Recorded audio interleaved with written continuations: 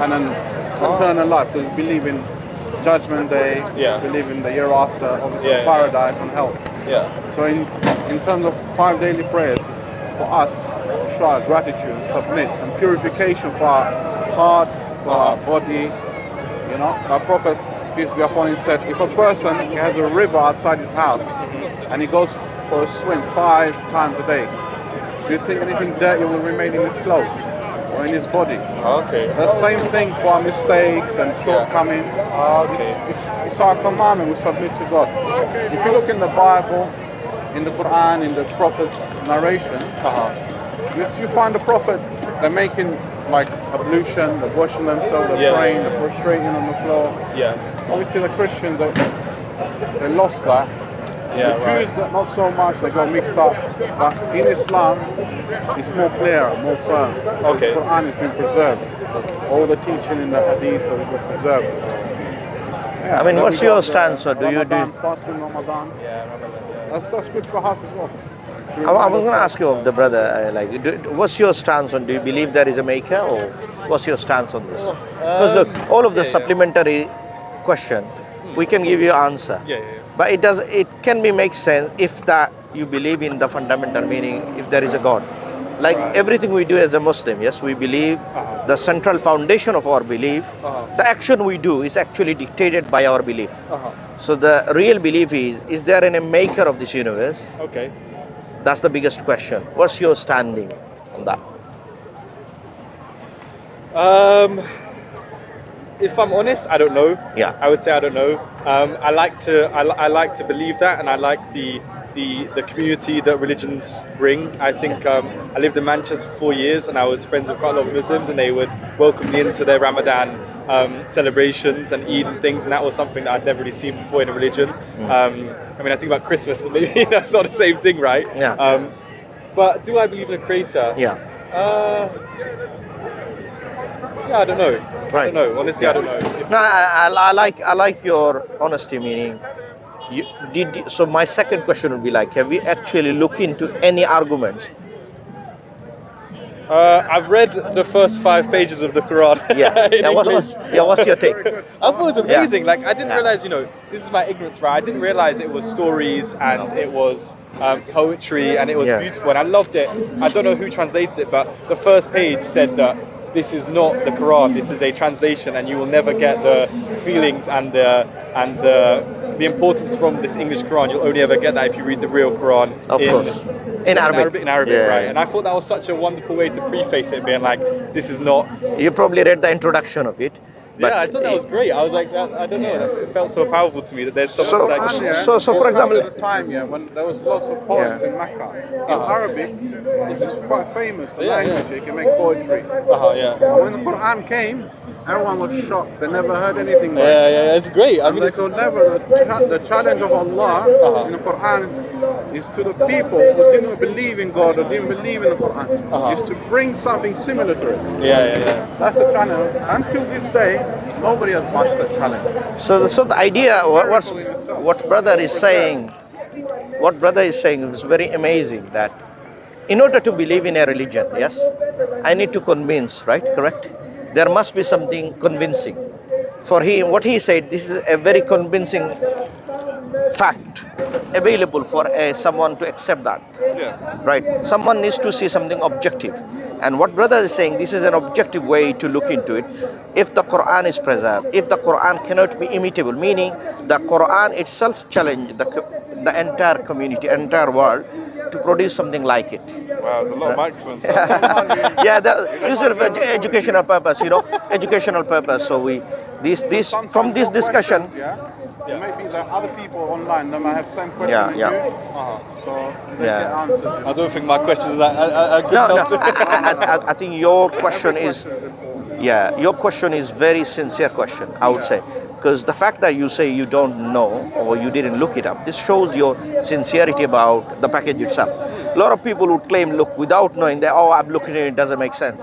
But when we ask them the further question, what do you know about it? Then we realize they don't actually know about it. So, and the fact of the matter that this is the sincerity you shows, that I believe that Allah will guide you to Islam. So Islam, like I said, what's your standing on the Creator? So there are many evidences we can present it to you, like proofs and evidences that one of the things is that we look at ourselves, the creation. Yeah. This star, the galaxy, the moon. So either it was created by someone, or is it self-created? So there are two options. Okay. Either it come from nothing, which is an impossibility. Okay. And the second and third possibility is either created by someone, or it created through a chaos and randomness.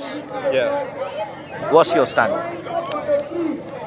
I mean, there's not many choices, to be honest. On this. No, there's not. I mean, the science and the evolution argument. I think there's some important work there, some interesting work there. But I don't see like religion and science as being counterintuitive. I think they can both work hand in hand. Absolutely. And I feel like what I like about religion, specifically Islam, although I don't know much about it, would be the ideas of community and the ideas of faith that can bring people together. That's why I like religion. I think it can be a powerful tool. I think it's to bring people together, to bring many give people hope, things like that. I suppose, but I also feel like if you lead a good life, you want to do good, you think about your neighbours, you live community, then that's important as well. That shouldn't be discredited because that's not part of a religion. So I don't know. The whole objective of the religion is to make you grateful towards the Creator, and also the same Creator is telling to grateful towards the creation. Exactly. Right. Yeah. But in order to follow that message, we need to have the convincing idea that this religion is actually from God, and God did exist. Like for example, when you bring science into equation, right? Science is deal with something observable things. When we talk about God and metaphysics, these are beyond the realm of proof and examining. Do you see? So you say it's beyond examining. So for example, science. You'll never know. No. I'm saying science. The methodology of science is limited. We need to understand what is the limitation of science. If science only can deal with observable matter, then any unobservable matter cannot be examinable by science. So that's a limitation of science itself. Right. Now imagine, let me give you an example, like our eyesight does work, right? Now imagine if I go back to this way, we can maximum reach 50 miles or 100 miles through our eyesight. 500 miles away, something we cannot see. That doesn't mean that it doesn't exist. It's just because I'm limited. But then you're getting into quantum theory, which is then what's it called? It's Schindler's cat or something cat, where is it saying that if you put a cat in a box and you never open that box, does that cat exist? And you will never know. No, I think because to see is to know something exists, but things exist without you seeing it. No, I think the argument. Quantum physics. No. So good. I think what I am referring here is the limitation of our observable reality. Exactly. Right. So if something within is the cat, cat exist. can be observable. So that actually not but a if life. you never open the box, then you can't observe it. So then does it truly exist? No, I'm saying that the box doesn't work. You know why? But the box is, if you never opened it, it is an observable reality. I can open it. But when I'm talking about something far, it is not beyond my capacity to do that. That's a significant distinction here. Okay, something cannot be observable, but if I observe it, because it's closer to me, I can observe it. Now, if something is beyond my observation limit, then I cannot observe it. So this is not a How do you know if it exists? Right. Now, this is where it's too far for you to see. You can't see it. Exactly. But you believe it to exist, and it does. That's why? important. Right. That's why in Islam we say we know God through the sign. What is the sign? Sign within ourselves. We look at the creation, and we rationally conclude that because it's not observable, so I cannot use observation. Okay, if someone say I want to see God, but God is beyond the realm of our vision, so we cannot see God. Therefore, there are a lot of things in our reality we don't see. We don't see our kidneys. I don't see my great-grandfather, but I never say, oh, this doesn't exist. Okay, why? How do we understand this? Through our rational logic, right? Those unseen matter. The same way we say, when we look at the creation, do we see that this creation come from nothingness, or is there a maker behind it? Logic would say, of course, I never seen such a thing in this universe that exists itself. Self-creation is an impossible thing. No, it's not. Tell me something. Tell me some. Tell me something in this universe. Self-created, a star. They just come from atoms that come together, and then boom, the sun's formed. That's self-created. I mean, that's a belief. Yes. That's a belief, right? You have not have an objective proof. Exactly. Right. Exactly. Yeah. Okay. Yeah. So what I'm saying, in our reality, whatever we see, you would not find something that come by itself without an external agent. So this is what Quran is referring. Amhumul khaliqun. That Allah is asking a question. Did the thing created by itself? If it is not come from nothing, if it is not producible by itself, then the third possibility, what do you conclude to? There is something. And then Allah defined himself. If you look at the creation itself, you see it requires power to exist.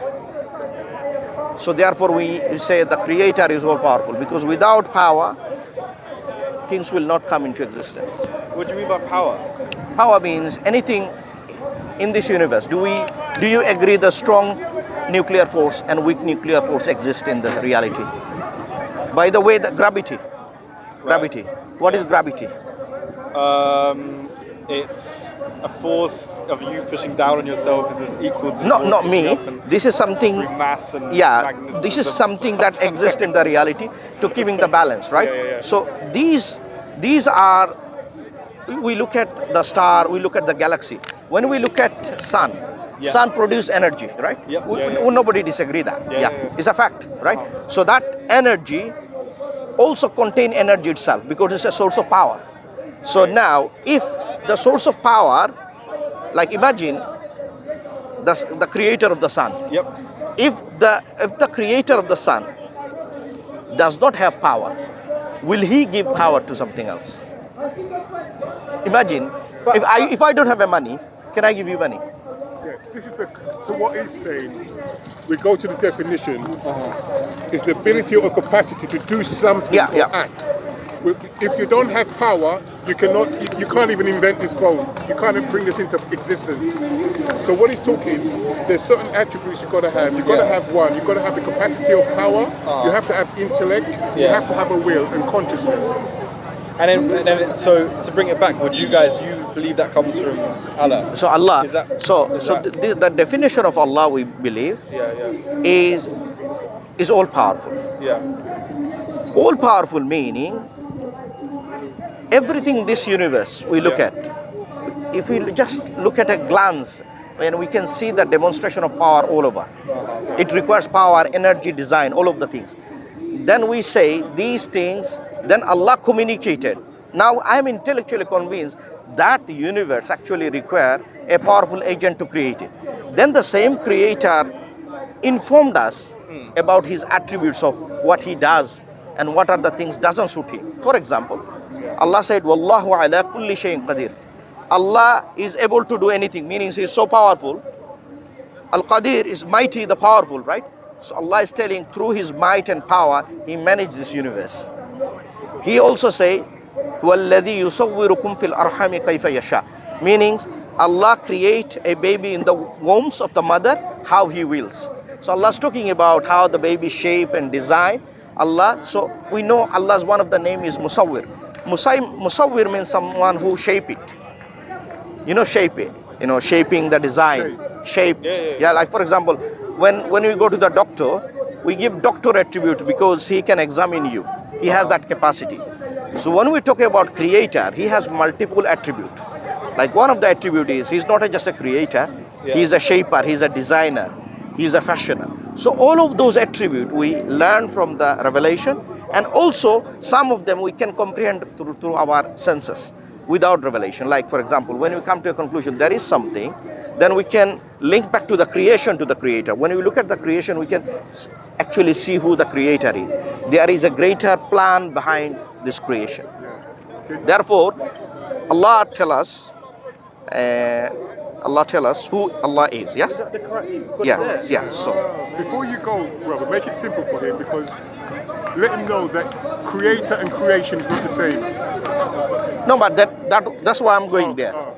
So that's what the definition of God is very essential in Islam, because this is the fundamental of Islam, right? This is the fundamental point of Islam to understand who the God is in Islam, because it makes a clear distinction of a reasonable mind that who the real God is. So Allah tells us there is 4 lines here, right? There are 4 lines. Allah talks about 2 major affirmation and 2 major negation. Affirmation and negation define a person. I'll tell you. What's your name? Louis. Louis.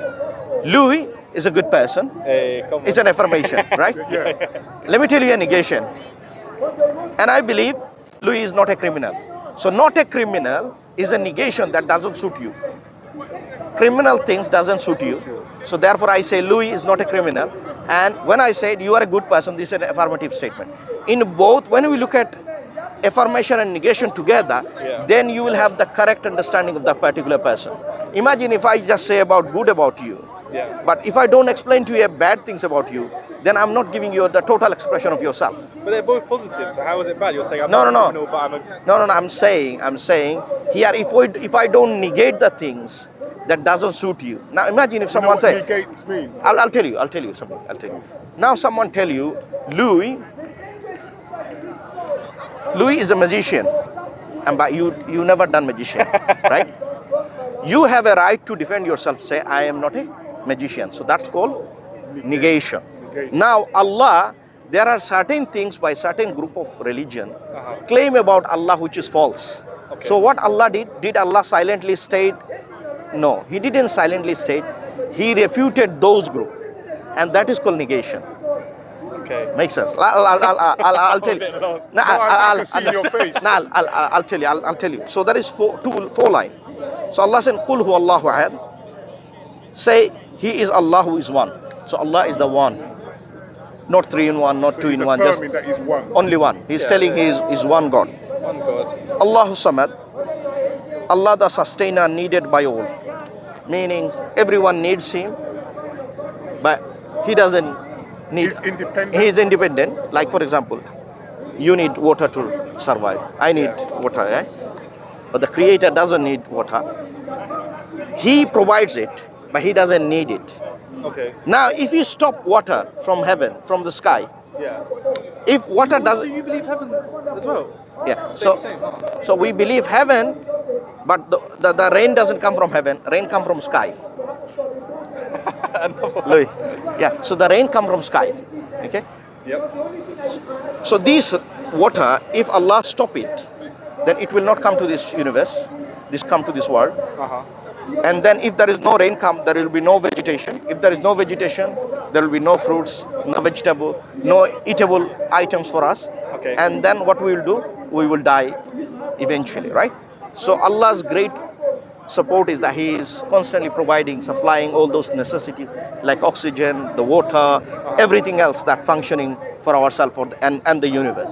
Allah is telling these are the sign of God. Meaning when you reflect those blessings, that we don't pay for it. Like imagine when we drink water or when we take oxygen, we don't actually pay anyone. We don't pay God. It's free, you know. What about like bring politics into it? No, I'm coming to that. These are foundation. Let's understand. Let's understand the foundation, because look, in order to understand the Muslims, you need to understand why Muslims are so strong in the belief. And is this belief reasonably accepted or not?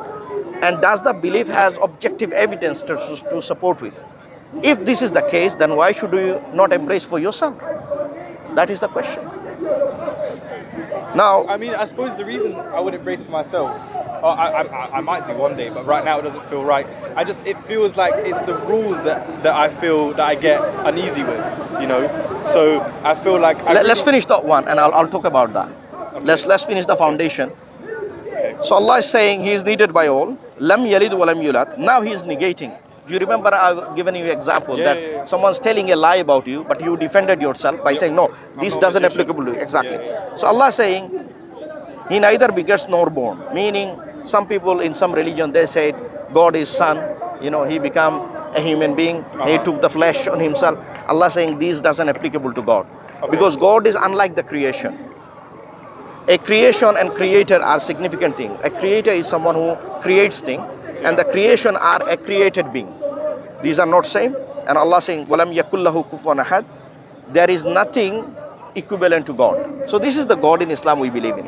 Okay. Now the question is, do you believe we need to have a purpose in our life? Yeah. Do you believe those purpose needs to have guidance, total guidance, in order to govern ourselves? Yeah, maybe not. I think maybe you don't need guidance. No, but if you only believe in God, Yeah. then it's applicable question. That's why it's important. So you only need guidance if the guidance comes from God. Guide, no. We say the totality of guidance come from God. Yeah. You come from God. Everything else come from God. Right. So therefore, God not only send you, He also send guidance so that you can live by. Imagine, Louis. Imagine. Let me give you a scenario with a godless society. Yeah. Let's say a godless society. Yeah. Let's say everyone else is a disbeliever. Yeah. Everyone has their own version of morality and guidance. Okay. You tell me what will happen to this universe. Everyone has their own. I mean, you kind of see it. You get. You cannot leave it. That, There will be chaos and corruption everywhere. Not necessarily. I mean, they're definitely. Yeah, I suppose. But there is chaos and corruption in this system now. No, I'm saying in this system now, those are doing, majority are not listening to the God's command. That's right. That's the same important bit. Now, Is that true? it's true. It's true. Okay. Why you are standing for Palestinian? The same reason. Because The of same support. reason you stand Because for. standing for Palestine is standing for anti-imperialism everywhere. But you, Palestinian people. why do you feel this is just? Because you have this tendency of doing goodness in your heart. You would not sacrifice your weekend to supporting for Palestinians. Why do you do that? Because you have a sense of goodness within yourself. Oh, come on, no. Should you not say that? No, I hear it. I can't take the compliment, that's why. But it's bigger than, like, you know, it's not about me, it's not about us, it's about the Palestinian people that are getting genocided. That's realistically what the focus should be. Yeah. So I appreciate you saying I'm a good person, but it doesn't matter if I'm a good person or not. You should, you know what I mean? You've got to be on the streets. You've got to be on the streets supporting Palestine to all these cameras. And of course, we always make dua for our brothers and sisters in Palestine. Look, the real help come from God. The real help come from God. Because you know, even if you look at all over the world, we have corrupt leaders, Yes, and we are in the hand of those corrupt people. They are ruling us, right? So what we say, we need to have guidance so that the society needs to be balanced, and that's why we are following guidance. Now, right now. Let's look at a guidance from a societal guidance and a religious guidance, and then you will see the daylight difference. Okay. In Islam, what is the role of looking after old person? In what, sorry? In Islam? In Islam, what is the role of looking after old person? Tell me. Imagine your parents is old. Yep. What would you do? Would you keep with you, look after them, or would you send it to the care home? I mean, ideally, I would want to keep them with me, but I don't know. That would be the. You know what Allah said in the Quran?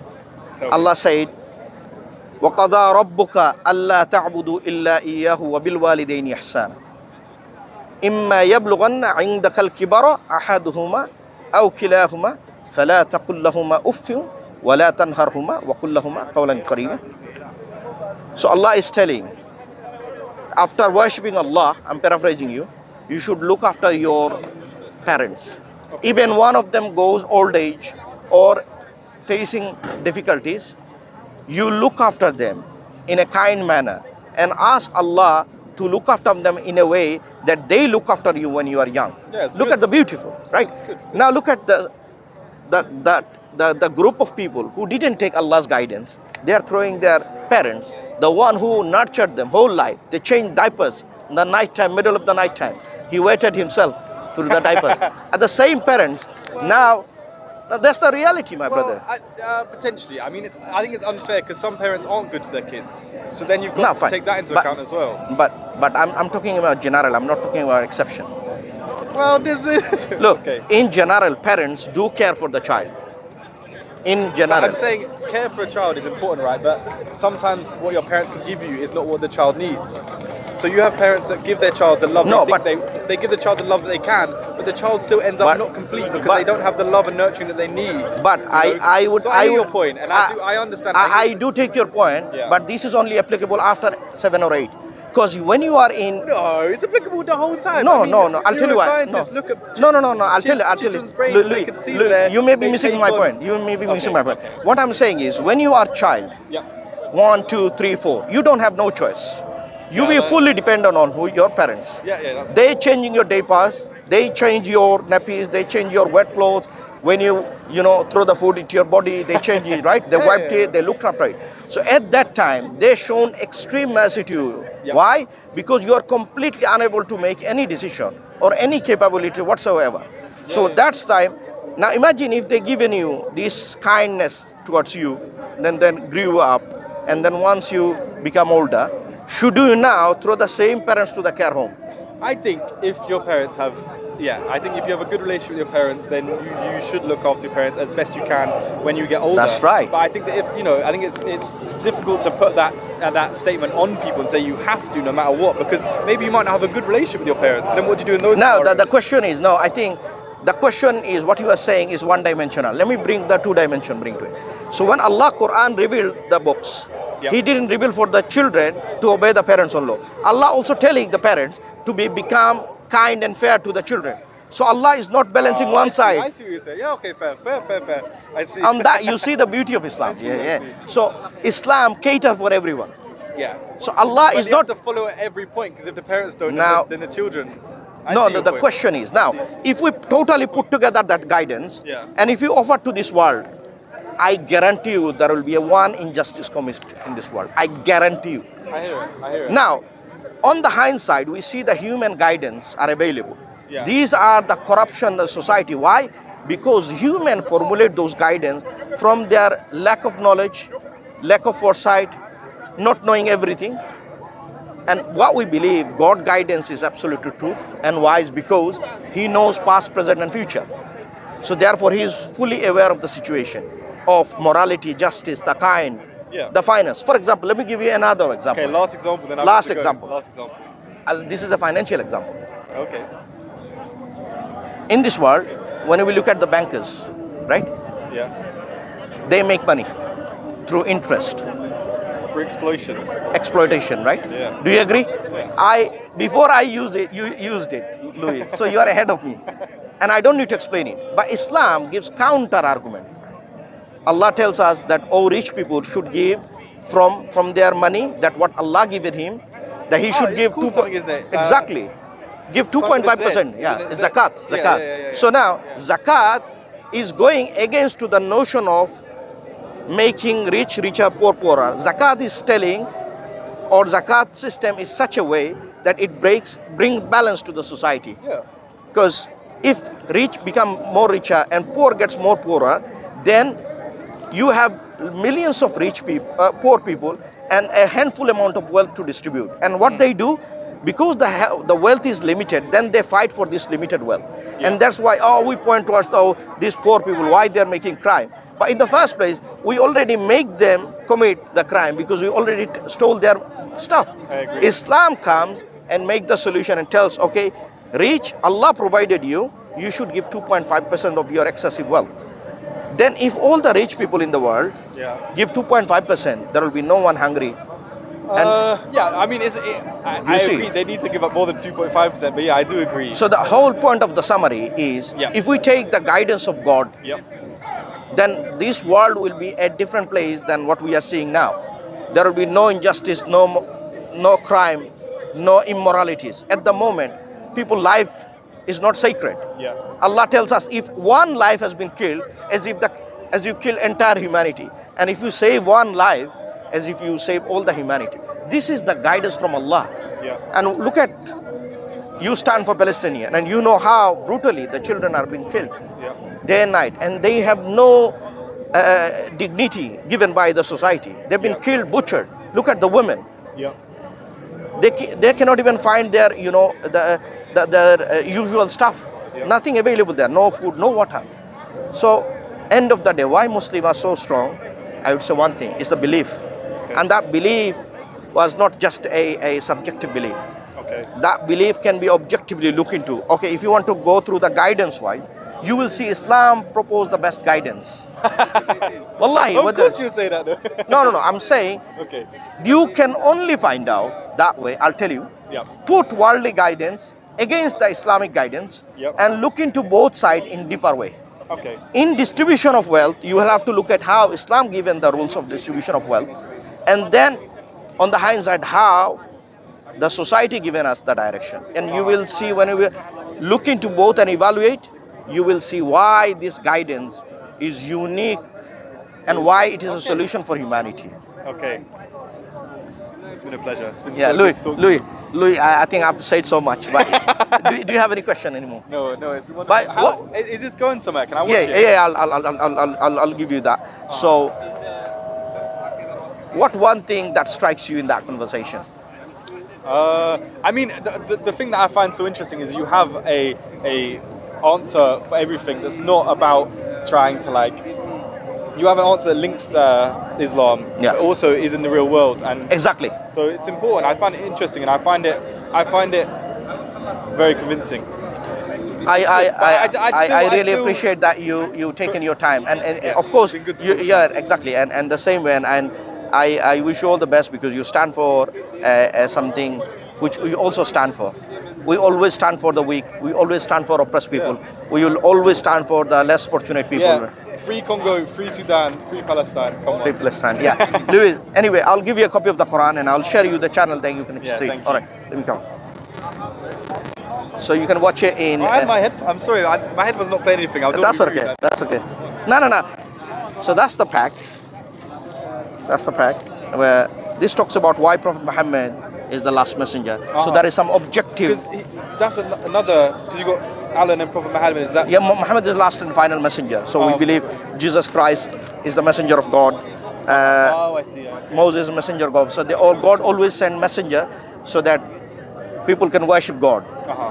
They should not worship the messenger. The problem is people started worshipping messenger instead of the God. I see. That's why always God send messenger to clarify that. That's the other religions where exactly. So this is the main difference. Where Islam, we only truly worship Allah alone without giving this share of worship to anybody else. I see, yeah. And this is where we differ from heavily with Christianity, where they worship Jesus Christ and they make him as Son of God, and then they revere the way God should be revered. And we say you should not give the rights of God to someone else, because that only belongs to him. Makes sense. So this would be a very, and this is the translation of the Quran, and then some other leaflet, But anyway, it was such a pleasure to talk to you. So good to talk to you. Thank you. Look after yourself. Pleasure. So tell me about what channel will be that? This one? Sam Dawah, SF Dawah, and I think Dawah to Soul. Oh wow, Sam Dawah, SF Dawah, Dawah to Soul, and inshallah you'll be able to. Louis, I would love to see you again. We'll talk again. All together. Yeah. Let's catch up next week. Are you here? Or? Sounds good. I'll see you then. I'll see you then. Thank you. Last one for you. Yeah, let me take one. So the brother actually coming from Palestinian March, and he has some goodness that he always like to stand for oppressed people. And I said, okay, why not accepting Islam as a package? And Islam is not something that a subjective belief that everyone chose by ourselves. We have a lot of objective proofs and evidences that shows that Islam is a religion from God. And then, of course, we talk about the guidance from the Islamic perspective, and on the hindsight, what are the societal guidance? And I have given two examples. One example is when Allah tells us to look after our elderly parents. And then we talked about zakat from the financial point of view. And I showed that the difference between what the society offers as a guidance and what Islam offers as a guidance, and how Islamic guidance is much superior and more convincing and a solution for humanity. So I hope Allah subhanahu wa ta'ala guide him to Islam. He looks very sincere. Do not forget to make dua. This is the things we need to keep, remind ourselves, reminding to myself and to you, everyone as well. Please make dua for our brothers and sisters in Palestine. Jazakumullah khair. Assalamu alaikum wa rahmatullah.